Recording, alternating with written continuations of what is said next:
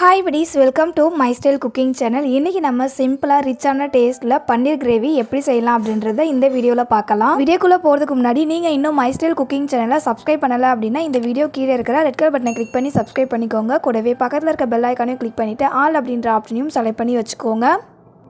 அப்போ தான் நான் லேட்டஸ்ட்டாக அப்லோட் பண்ணுற எல்லா ரெசிபியுமே உங்களுக்கு நோட்டிஃபிகேஷனாக வரும். இப்போ வாங்க buddies, வீடியோக்குள்ளே போயிட்டு இந்த பன்னீர் கிரேவி எப்படி செய்யலாம் அப்படின்றத பார்க்கலாம். ஃபஸ்ட்டு ஸ்டவ் ஆன் பண்ணிவிட்டு கடாய் வச்சுக்கோங்க. கடாயில் 3 டேபிள் ஸ்பூன் அளவுக்கு எண்ணெய் சேர்த்துக்கோங்க. எண்ணெய் சூடானதுக்கப்புறமா இதில் 2 மீடியம் சைஸ் வெங்காயத்தை நீல வாக்கில் கட் பண்ணி சேர்த்துக்கோங்க. இது கூடவே 2 பச்சை மிளகாவை நீல வாக்கில் கட் பண்ணி சேர்த்துக்கலாம். அடுத்தது 5 இஞ்சி துண்டு சேர்த்துக்கோங்க.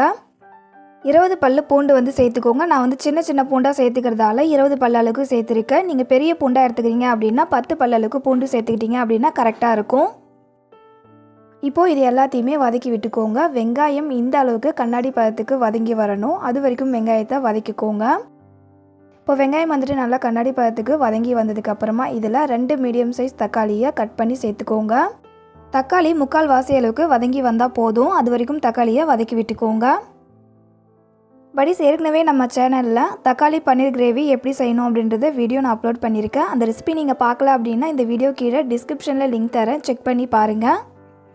தக்காளி 3/4 பதத்துக்கு வதங்கி வந்ததும் இதில் ஒரு அரை கைப்பிடி அளவுக்கு கொத்தமல்லி இலைகள் சேர்த்துக்கோங்க. அது கொத்தமல்லி இலைகள் மட்டும் சேர்த்துக்காமல் அது கூட இருக்கிற தண்டையும் சேர்த்துக்கோங்க. சேர்த்துக்கிட்டு ஒரு 2 நிமிஷத்துக்கு வதக்கி விட்டுக்கோங்க. கொத்தமல்லி சேர்த்துட்டு 2 நிமிஷம் வதக்கி விட்டதுக்கப்புறமா இப்போ ஸ்டவ்வை ஆஃப் பண்ணிவிட்டு இந்த வெங்காயம் தக்காளியோட சூடு கம்ப்ளீட்டாக ஆற விட்டுடுங்க. வெங்காயம் தக்காளியோட சூடு ஆறினதுக்கப்புறம் மிக்ஸி கப்பில் மாற்றிக்கோங்க. மிக்ஸி கப்பில் மாற்றினதுக்கப்புறமா இந்த வெங்காயம் தக்காளி கூட ஒரு 3 முந்திரி பருப்பு சேர்த்துக்கோங்க. சேர்த்துக்கிட்டு நல்லா ஃபைன் பேஸ்ட்டாக இந்த மாதிரி அரைச்சி எடுத்துக்கோங்க. இது அப்படியே ஒரு ஓரமாக இருக்கட்டும். அடுத்தது அதே கடாயில் ஒரு 2 டேபிள் ஸ்பூன் அளவுக்கு எண்ணெய் சேர்த்துக்கோங்க. எண்ணெய் லைட்டாக சூடு பண்ணிக்கோங்க. லைட்டாக சூடு பண்ணதுக்கப்புறமா இதில் 1 டேபிள் ஸ்பூன் அளவுக்கு கார மிளகாத்தூள் சேர்த்துக்கோங்க. 1/2 டேபிள் ஸ்பூன் அளவுக்கு தனியாத்தூள், அதுக்கப்புறம் 1/2 டேபிள் ஸ்பூன் அளவுக்கு கரம் மசாலா சேர்த்துக்கோங்க. இது கூட ஒரு 1/4 டேபிள் ஸ்பூன் அளவுக்கு மஞ்சத்தூள் சேர்த்துக்கலாம்.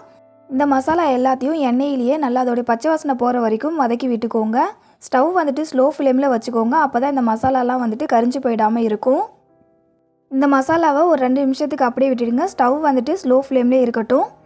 2 நிமிஷத்தில் நமக்கு இந்த மாதிரி எண்ணெய் பிரிஞ்சு நல்லா அதோடைய பச்சை வாசனைலாம் போய் வந்திருக்கும். இப்போது ஒரு டைம் லைட்டாக மிக்ஸ் பண்ணி விட்டுக்கோங்க. மிக்ஸ் பண்ணி விட்டதுக்கப்புறமா இப்போது நம்ம அரைச்சி வச்சுருக்கோம்ல வெங்காயம் தக்காளி பேஸ்ட், அதை இது கூட சேர்த்துக்கலாம். சேர்த்துக்கிட்டு இந்த மசாலா கூட வெங்காயம் தக்காளி பேஸ்ட்டை நல்லா மிக்ஸ் பண்ணி விட்டுக்கோங்க. ரெண்டுத்தையுமே இந்த அளவுக்கு கலந்து விட்டதுக்கப்புறமா மிக்ஸி கப்பில் கொஞ்சமாக தண்ணி சேர்த்துக்கிட்டு நல்லா ஒரு டைம் ரின்ஸ் பண்ணி இந்த மசாலா கூட சேர்த்துக்கோங்க. சேர்த்துக்கிட்டு அதையும் நல்லா ஒரு டைம் மிக்ஸ் பண்ணி விட்டுக்கோங்க. இந்த அளவுக்கு எல்லாத்தையும் நல்லா கலந்து விட்டதுக்கப்புறமா இப்போது இதை ஒரு 10 நிமிஷத்துக்கு மீடியம் ஃப்ளேம்லேயே வச்சுட்டு க்ளோஸ் பண்ணி குக் பண்ணிக்கலாம். 10 நிமிஷம் ஆனதுக்கப்புறம் ஓப்பன் பண்ணி பார்க்கலாம். மசாலாலேருந்து எண்ணெய் நல்லா பிரிஞ்சு குக்காகி வந்திருக்கு. இப்போது இதை ஒரு டைம் நல்லா மிக்ஸ் பண்ணி விட்டுக்கோங்க. மசாலாவை கலந்து விட்டதுக்கப்புறமா கிரேவி உங்களுக்கு எந்த அளவுக்கு வேணுமோ அந்த அளவுக்கு தண்ணி சேர்த்துக்கோங்க. கிரேவிக்கு தேவையான அளவுக்கு தண்ணி சேர்த்ததுக்கப்புறமா இதை நல்லா ஒரு டைம் மிக்ஸ் பண்ணி விட்டுக்கலாம்.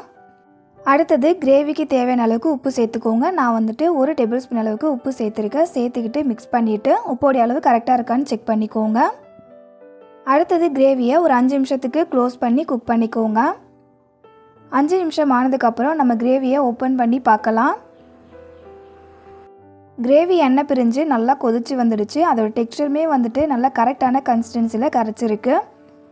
கிரேவியை ஒரு டைம் கலந்து விட்டுக்கோங்க. கலந்து விட்டதுக்கப்புறமா இதில் நம்ம பன்னீரை சேர்த்துக்கலாம். நான் இன்றைக்கி 1/4 கிலோ அளவுக்கு பன்னீர் எடுத்திருக்கேன். பன்னீரை இந்த மாதிரி ஸ்கொயர் ஷேப்பில் கட் பண்ணி கிரேவியில் சேர்த்துக்கலாம். இந்த பன்னீர் கிரேவி சாதம், சப்பாத்தி, அதுக்கப்புறம் தோசை, இது 3த்துக்குமே இந்த பன்னீர் கிரேவி ரொம்ப சூப்பராக இருக்கும். கிரேவியில் பன்னீரை சேர்த்ததுக்கப்புறமா ஜென்டலாக ஒரு டைம் மிக்ஸ் பண்ணி விட்டுட்டு ஒரு 5 நிமிஷத்துக்கு நம்ம க்ளோஸ் பண்ணி குக் பண்ணிக்கலாம். 5 நிமிஷத்துக்கு அப்புறம் ஓப்பன் பண்ணி பார்க்கலாம்.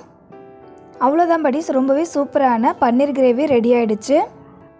பன்னீர் கிரேவியோட டெக்ஸ்சருமே ரொம்ப சூப்பராக வந்திருக்கு. இப்போது இந்த டெக்ஸ்சரில் இருந்துச்சு அப்படின்னா தான் இது சூடு ஆறினதுக்கப்புறமா இன்னும் கெட்டியாகி வரும். ஸ்பெஷலாக இந்த பன்னீர் கிரேவி நம்ம சப்பாத்திக்கு வச்சு சாப்பிடும்போது ரொம்ப டேஸ்ட்டாக இருக்கும். ஸோ கண்டிப்பாக இந்த பன்னீர் கிரேவியை செஞ்சு சாப்பிட்டு என்ஜாய் பண்ணுங்கள் buddies. இந்த ரெசிபியை உங்கள் வீட்டில் நீங்களும் செஞ்சு பார்த்துட்டு உங்களுடைய ஃபீட்பேக்கை கமெண்ட் பாக்ஸில் என் கூட ஷேர் பண்ண மறந்துடாதீங்க. இந்த பன்னீர் கிரேவி ரெசிபி உங்களுக்கு பிடிச்சிருந்தது அப்படின்னா இந்த வீடியோக்கு ஒரு லைக் பண்ணுங்கள். இந்த ரெசிபியை உங்கள் ஃப்ரெண்ட்ஸ் அண்ட் ஃபேமிலி மெம்பர்ஸ் கூடயும் ஷேர் பண்ணி நம்ம சேனலை சப்ஸ்கிரைப் பண்ண சொல்லுங்கள். நீங்களும் இன்னும் சப்ஸ்கிரைப் பண்ணலை அப்படின்னா நம்ம சேனலை சப்ஸ்கிரைப் பண்ணிக்கோங்க. லாஸ்ட்டாக இதில் வாசனைக்காக கொத்தமல்லி சின்ன சின்னதாக கட் பண்ணி சேர்த்துக்கோங்க. அவ்வளோதான் படி. ரொம்ப சூப்பரான க்ரீமியான அண்ட் ரிச்சான ஒரு டேஸ்ட்டில் பன்னீர் கிரேவி செஞ்சு முடிச்சாச்சு.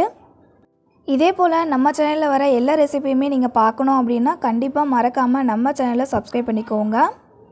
இதே போல் ஒரு சூப்பரான அண்ட் டேஸ்டியான வேறு ஒரு ரெசிபியோட நெக்ஸ்ட் வீடியோவில் மீட் பண்ணலாம். படிஸ், தேங்க்யூ ஃபார் யுவர் வாட்சிங்.